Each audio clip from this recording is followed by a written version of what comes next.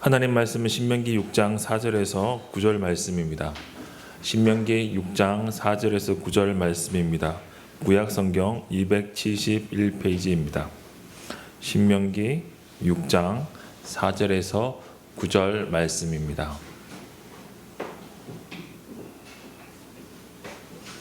다 찾으신 줄 알고 한 절 한 절 교독하도록 하겠습니다. 이스라엘아 들으라, 우리 하나님 여호와는 오직 하나인 여호와시니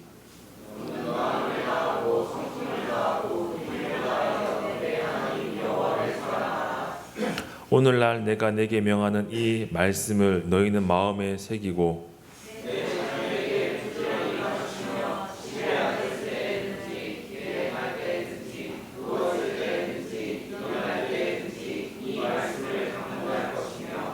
너는 또 그것을 내 손목에 매어 기호를 삼으며 내 미간에 붙여 표를 삼고 또 내 집 문설주와 바깥문에 기록할지니라.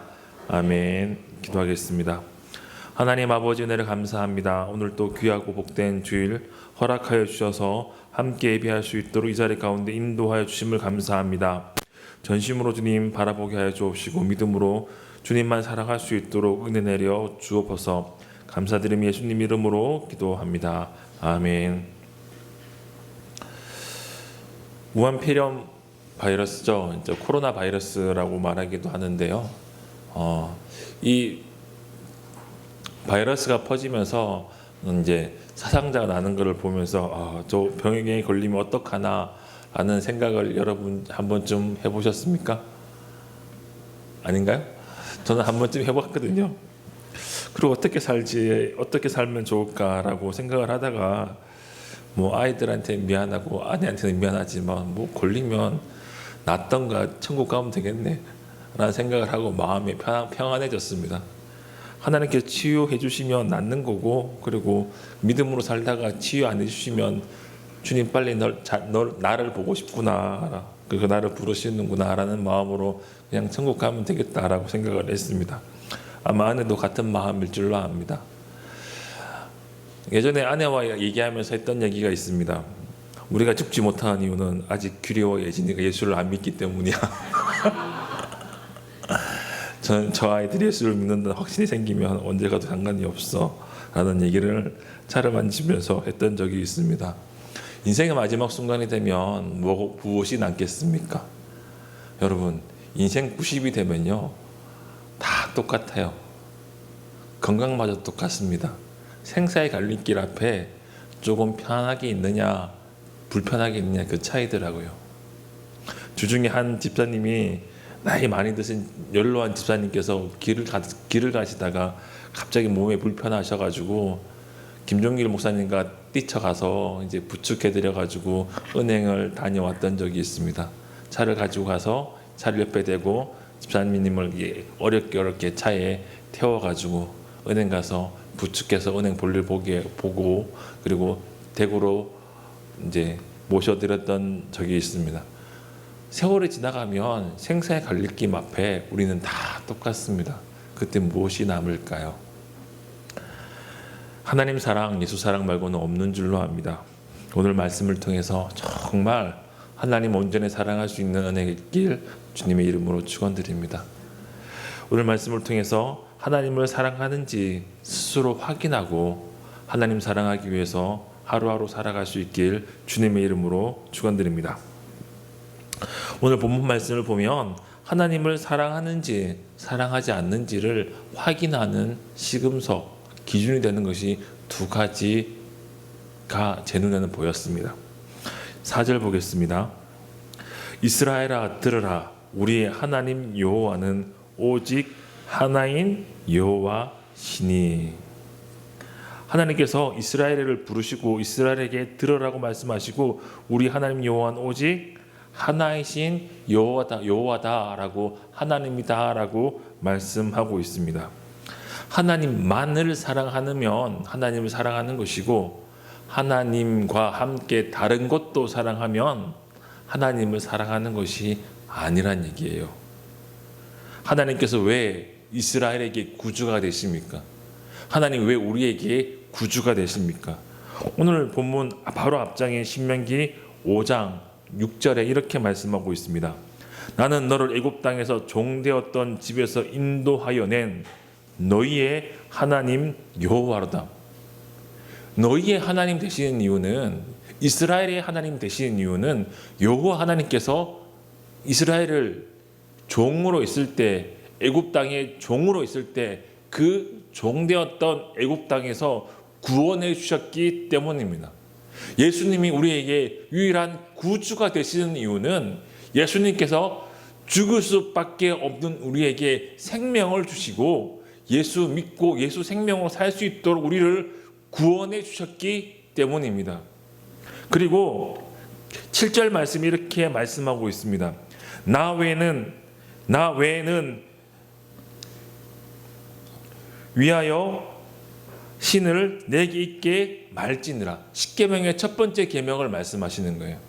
오늘 본문 바로 앞장인 5장에서 내가 너희를 애굽 땅에서 인도하신 하나님이다 말씀하시고 나서 십계명에 대한 말씀을 하시거든요.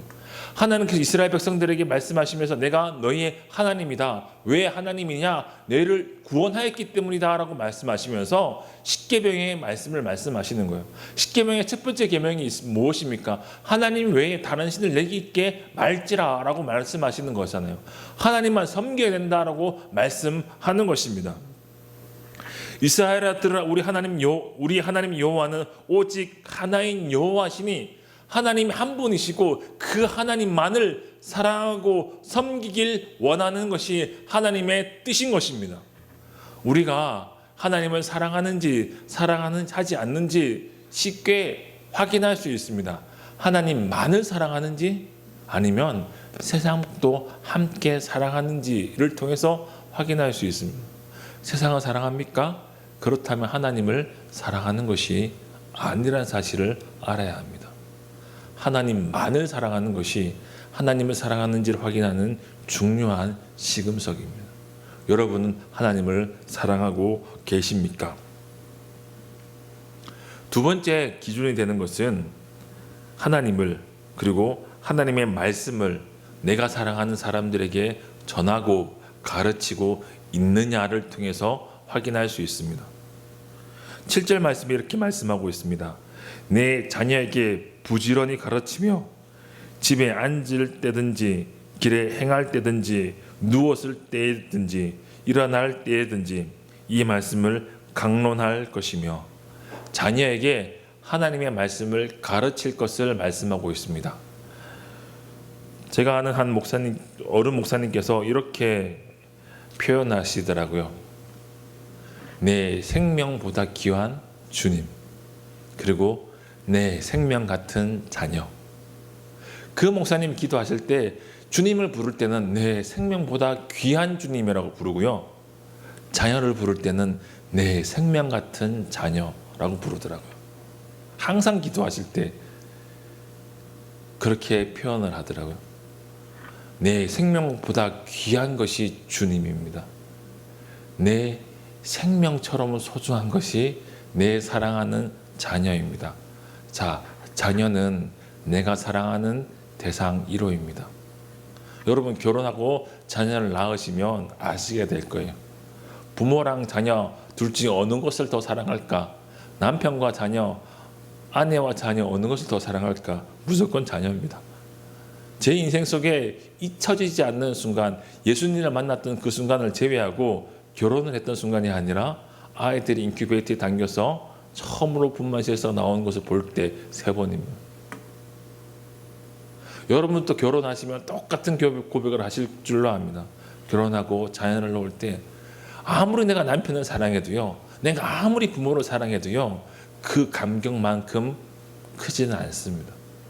생명이 잉태되어 태어났다는 그 감격이 너무나 커서 그 사랑하는 자녀들을 볼 때마다 내 생명이 새로운 생명을 만들어서 내 사랑하는 자녀들 속에 숨쉬고 있다라는 사실을 보게 되고 감격하게 되고 기뻐하게 되고 사랑할 수밖에 없게 되는 것입니다.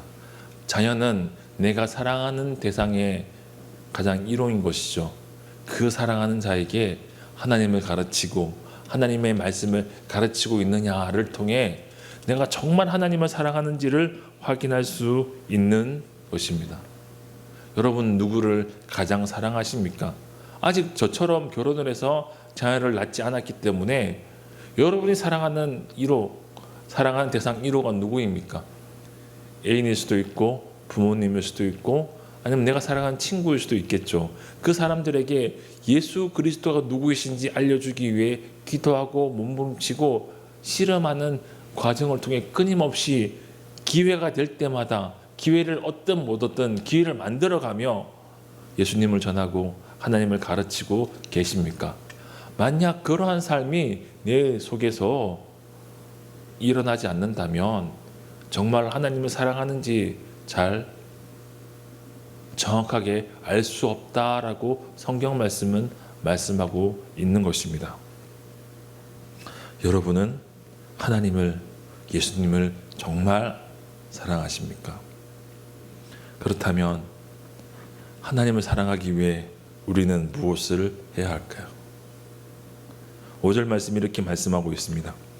너는 마음을 다하고 성품을 다하고 힘을 다하여 내 하나님 여호와를 사랑하라. 다시 한번 읽겠습니다. 너는 명령하고 있죠. 마음을 다하고 성품을 다하고 힘을 다하여 내 하나님 여호와를 사랑하라. 무슨 말일까요? 마음을 다한다는 것은 무슨 뜻이냐면 영어 성경을 보면 with all my heart입니다. 내 마음 모두를 다 담아서. 자, 내 마음에 수많은 생각들, 감정들이 지나갈 거 아니에요, 그렇죠? 들어왔다 나가기도 하고, 갔다 올 때는 생각이 머물기도 하고, 때로는 감정이 머물기도 합니다. 그 마음 전부를 다 탈탈 털어서 비워서 하나님 사랑하는 마음으로 가득 채워 하나님 사랑하라는 거예요.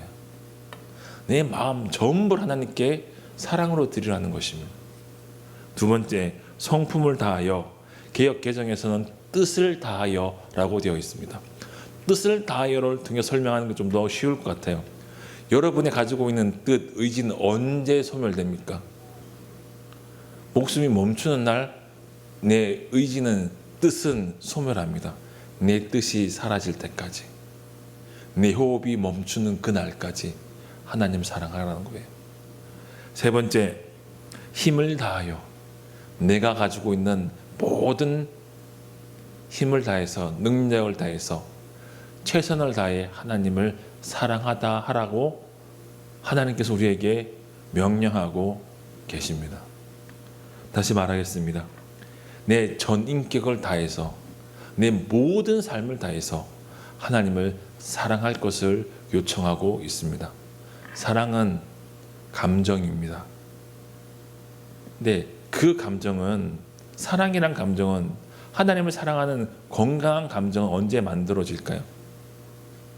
아담이 선과 악을 알게 하는 나무 열매를 먹은 이후에 자기가 벗었다는 사실을 알게 되었습니다. 그래서 하나님의 임재하셨음에도 불구하고 하나님 앞에 나갈 수 없었으며 자기가 벗었다는 사실 때문에 두려워서 숨어 있었죠. 하나님이 바뀌신 게 전혀 없습니다. 그러나 선과 악을 판단하는 잘못된 지식이 아담에게 생긴 거예요.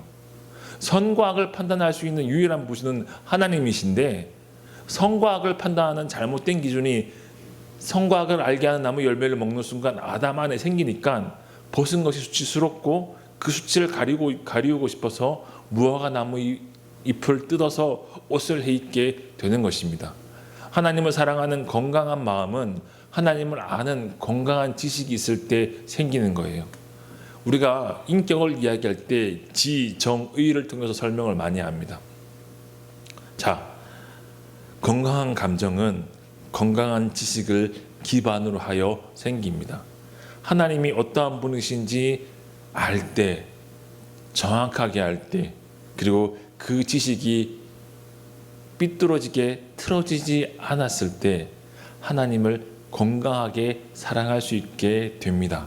그리고 그 지식에 기반하여 하나님을 사랑하는 감정이 우리 마음 가운데 충만할 때 의지가 발동하게 돼요. 그래서 의지가 발동되어서 건강한 지식과 건강한 감정을 의지가 컨트롤하고 통제하는 거예요. 자, 지식과 감정은 새로운 정보에 따라서 쉽게 바뀝니다. 내가 민영이가 굉장히 신뢰할 만하다라고 생각을 했는데 민영이가 실수하는 모습을 보고 민영이가 이렇게 실수를 하는구나라는 정보가 내 머릿속에 들어오면서 내 마음속에 새로운 정보가 들어오기 때문에 그 정보로 인해서 민영이는 신뢰하지 못하다라고 변경될 수 있단 말이에요. 그렇죠? 하나님에 대해서도 마찬가지예요. 신앙생활 하다가 분명 내가 잘못한 건데 우리는 이런 말 하죠. 하나님 앞에 하나님께 실망했어요. 이런 말을 하면서 울부짖을 때가 있지 않나요? 없었습니까? 저는 많았는데. 그 생기는 이유가 무엇입니까? 잘못된 지식이 들어오기 때문이에요. 그 잘못된 지식이 들어오지 못하도록 통제하고 컨트롤하는 것이 의지가 가지고 있는 힘이에요. 건강한 지식과 건강한 감정이 충만하면 건강한 의지가 생기고 그 의지가 하나님을 사랑하는 마음을 굳게 붙잡아 주는 거예요. 하나님을 흔들림 없이 사랑할 수 있도록 우리의 마음을 꽉 잡아주는 거죠. 마치 쇠사슬로 무엇인가를 기둥에 결박해 놓은 것처럼 흔들리지 않도록 우리의 마음을 견고하게 잡아주는 것입니다.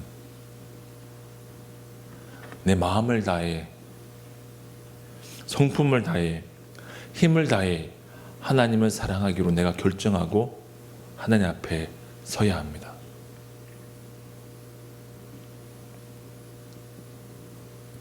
하나님을 사랑하기 위해 하나님의 말씀을 가르치는 삶으로 자기의 삶을 밀어 넣어야 합니다.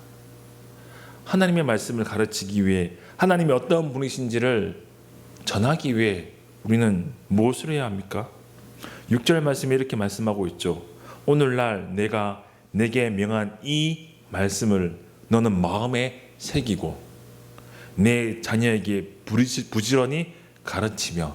자, 마음에 말씀을 새겨야지 가르칠 수 있습니다. 맞죠? 말씀을 가르치기 위해서 말씀을 마음에 한 번 더 새깁니다. 아무리 강의를 잘하는 선생님이라 할지라도 똑같은 강의를 수도 없이 많이 해봤다 할지라도 다시 한번 강의할 때마다 한 번 더 강의 원고를 보고 검토하고 외우고 있었던 것이 오락가락하지 않나 확인해보고 점검해보고 그리고 분필을 잡고 칠판 앞에 설 거란 말이에요.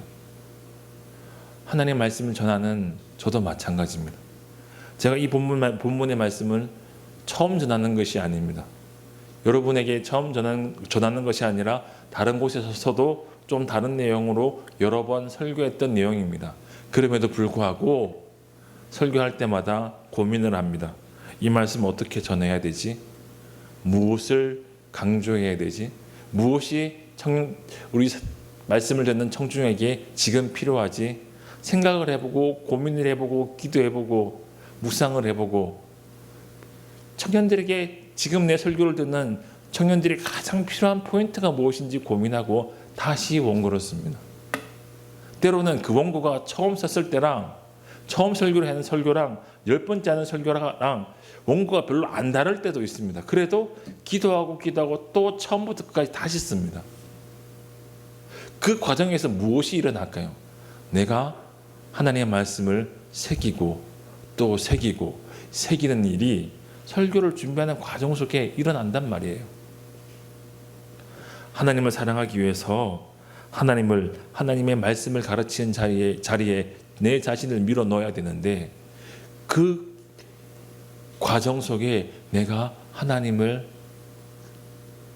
온전히 깨닫게 되고 하나님을 더욱더 사랑할 수밖에 없도록 성령께서 내 마음 가운데 말씀으로 역사해 주시는 것입니다.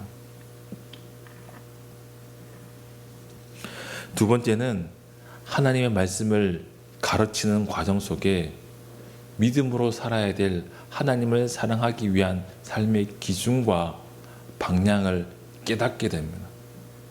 8절 말씀이 이렇게 말씀하고 있습니다.